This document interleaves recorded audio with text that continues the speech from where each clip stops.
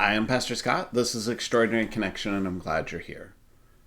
This week, President Biden signed into act a new federal holiday, Juneteenth.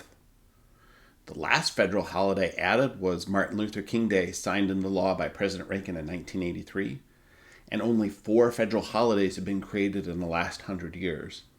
So a new federal holiday doesn't happen very often. Juneteenth is the day we set aside now to remember the slaves in Galveston, Texas. In 1863, President Lincoln passed the Emancipation Proclamation, which freed the slaves in the South. In 1865, the Civil War ended. But the slaves in Texas didn't hear about either until June 19, 1865. They were denied justice and their freedom much longer than even the others in captivity were. So we remember. Juneteenth is about celebrating like we celebrate Independence Day. It's a day we proclaim and remember that justice and liberation from slavery was brought to an enslaved people. Now, Juneteenth has been celebrated for many years, but like I said, it didn't become a federal holiday until this year. And that's in large part of the effort of Opal Lee.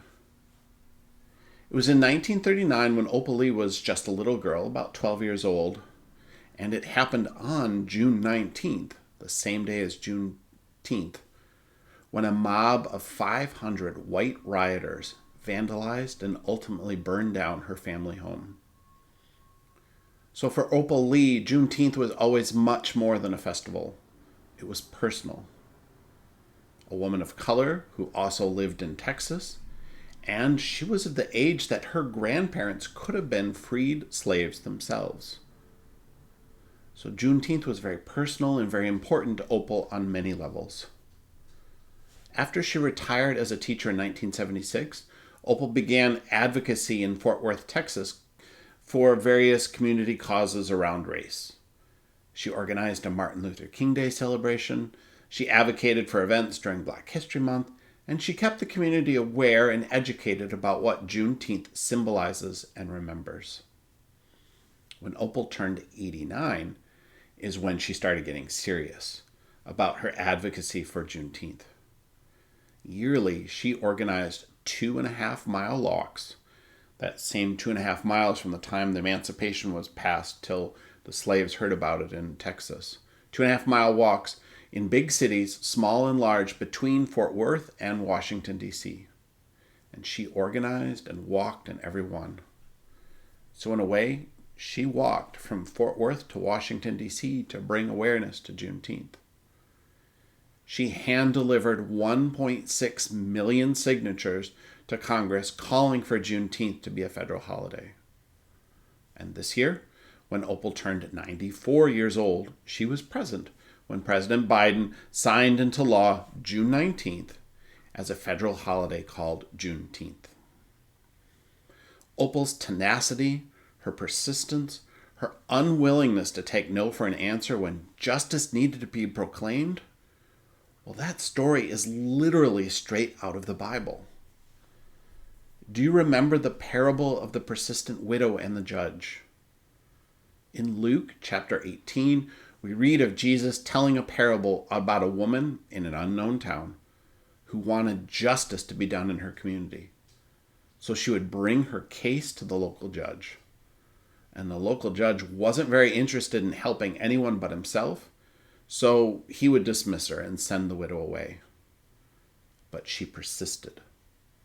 Day after day, week after week, she would plead her case to the judge until the judge finally said, okay, fine, I'll side with your case. The widow wouldn't take no for an answer until justice was administered.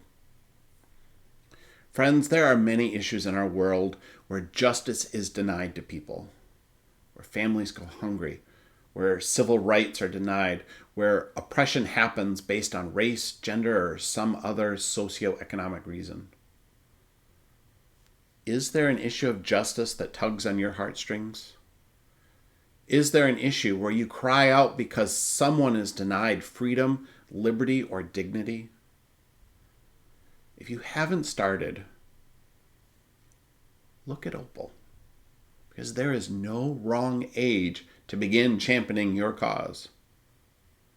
And if you have begun, and you're feeling exhausted and tired and feel like no one's listening to your pleas for justice, let me close by reading from the end of the persistent widow and judge story that Jesus told. This is Luke 18, verse 7.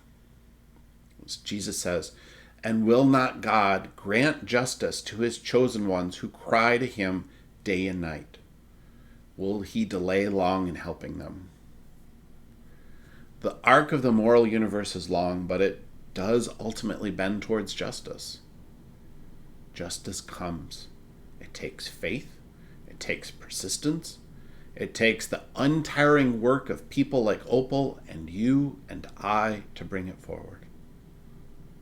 Never tire of doing justice, loving mercy, and walking humbly, because that's what the Lord requires of us to do.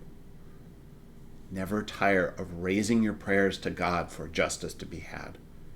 And who knows, maybe in your lifetime you'll see that happen too. Thanks, friends. I'll see you again at extraordinaryconnection.org.